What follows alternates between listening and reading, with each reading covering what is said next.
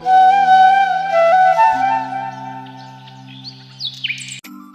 అండి, అందరికీ good morning. ఈరోజు వచ్చి శనివారం. కానీ ఈరోజు శనివారం అని ఎందుకు చెప్తున్నాను అంటే 7 శనివారాల పూజ, వెంకటేశ్వర స్వామి పూజ మళ్ళీ మొదలు పెడుతున్నాను. 7 శనివారాల పూజ ఇది వరకు చేశానండి, అయిపోయింది. చాలా చక్కగా స్వామివారి పూజ అయితే చేసుకున్నాను. మళ్ళీ 7 శనివారాల పూజ మళ్ళీ స్టార్ట్ చేశాను అనమాట. ఇప్పుడు టైం వచ్చి 3:30 అవుతుందండి. తెల్లవారుజామున 3:30కి లేస్తే చక్కగా పూజ అయితే చేసేసుకుని మళ్ళీ పిల్లలకి వంట చేయాలి, కాలేజీకి వెళ్తారు కదా. అందుకనే తొందరగా చేసుకోకుండా ప్రశాంతంగా చేసుకోవాలంటే కొంచెం ముందు లేస్తే సరిపోతుంది కదా. అందుకనే 3:30కి లేచాను. కరెక్ట్గా టైం అయితే సరిపోయిందండి. 6:30కి పూజ చేసుకున్నాను. వాళ్ళు లేచిన కాడి నుంచి డైలీ రొటీన్ అండి, తుడవడాలు, తోవడాలు, కడగడాలు ఇవే ఉంటాయి కదా. Welcome back to Sudha Reddy Telugu vlogs. 6:00కల్లా పూజ అయిపోయింది. పిల్లలకి వంట కూడా చేస్తాను. వాళ్ళు 9ంటికి కాలేజీకి వెళ్ళాలండి. సరే ఇంకా నేను టెంపుల్కి వెళ్దాం అని చెప్పేసి అనుకున్నాను. అనుకునేటప్పటికి ఈలోగా మా తమ్ముడు కాల్ చేసి, అమ్మకి హెల్త్ బాగాలేదు, బాగా జ్వరంగా ఉంది, ఒకసారి వచ్చి వెళ్ళు అని చెప్పి కాల్ చేశాడు. అమ్మ వాళ్ళ ఇంటికి మాది పక్కనే అండి, కొంచెం దగ్గరగానే ఉన్నాము. ఇంకా అమ్మకి బాగాలేదంటే మరి పక్కన ఉన్నప్పుడు వెళ్ళాలి కదండి. అదే దూరం అయితే వెళ్ళలేను, దగ్గరే ఉన్నాను కాబట్టి ఇంక సరే అని చెప్పేసి బయలుదేరి ఇంక టెంపుల్కి వెళ్ళకుండా ఇంక అమ్మ దగ్గరికి అయితే వెళ్ళాను. నేను ఫస్ట్ 7 శనివారాల వ్రతం చేసినప్పుడు 7 ప్రమిదలు వెలిగిస్తున్నారు కదండి అందరూ.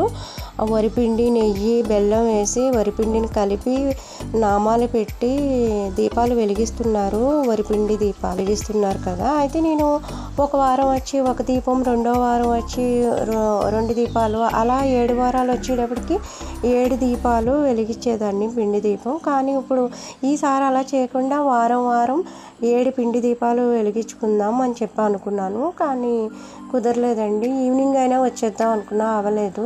అమ్మ ఆదివారం సాయంత్రం వెళ్ళు, సోమవారం పిల్లల కాలేజీ ఉంది కదా, ఆదివారం సాయంత్రం వెళ్ళు అని అన్నారు.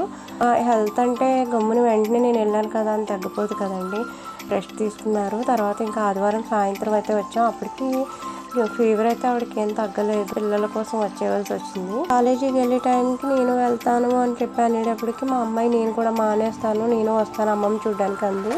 ఇంకిద్దరం కలిసి అమ్మ వాళ్ళ ఇంటికి అయితే వెళ్ళామండి. మొక్కల్ని ఎందుకు చూపిస్తున్నాను అంటే, ఇది వరకు గులాబీ మొక్కలు అన్నీ తీసుకున్నాను కదా, బాగా పూచేవి గులాబీ పువ్వులు. కానీ అవి అన్నీ పోయినాయి.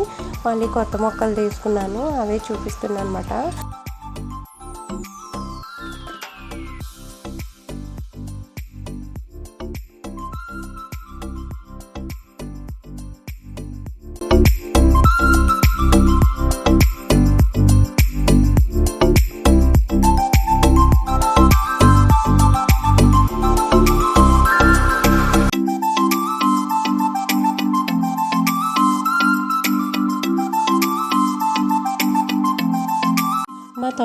మా తమ్ముడు భార్య మా శిరీష అండి, మా మరదలు, తను కూడా చూసుకుంటుంది. అయితే వాళ్ళిద్దరూ జాబ్ చేస్తున్నారు, అందుకని నేను వెళ్ళాల్సి వచ్చింది. కానీ లేకపోతే మా శిరీషయే చూసుకుంటుంది.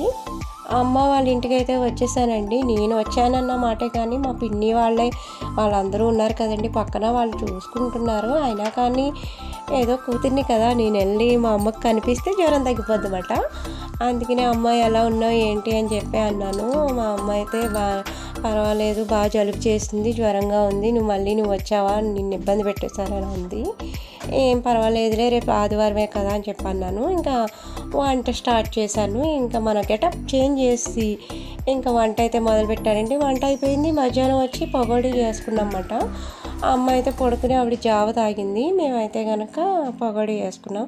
జ్వరం అయితే జావ ఎందుకు అంటే థ్రోట్ ఇన్ఫెక్షన్ అయిందండి, అందుకని చెప్పి జావ తాగారన్నమాట. మేమేమో పకోడీ తిన్నాం చక్కగా నవ్వుకుంటూ. అదే అన్నాను, నీకు జ్వరం అయితే మేము పకోడీలు వేసుకుని తింటున్నాం అని చెప్పేసి. మా గందరగోళం మాదే. ఇంకా నాన్నగారు మేము అందరం పకోడీలు తినేసి అల్లం టీ పెట్టుకుని తాగి, మా అమ్మకు అల్లం టీ ఇచ్చి సరదాగా మా అమ్మని ఏడిపిస్తూ మా అమ్మతో చాలా ఆటలాడతామండి. తర్వాత అలా మా నాన్నమ్మ దగ్గరికి వెళ్ళాను, ఏం చేస్తున్నానని. మా నాన్నమ్మ ఏదో బిజీగా పెద్ద వర్కే చేసుకుంటుంది, సీరియస్గా బ్లౌజ్ చూస్తుంది. బాబా ఇంకెందుకు లేనా ఆమెను ఏం మాట్లాడించకుండా వచ్చేసాను ఇంటికి.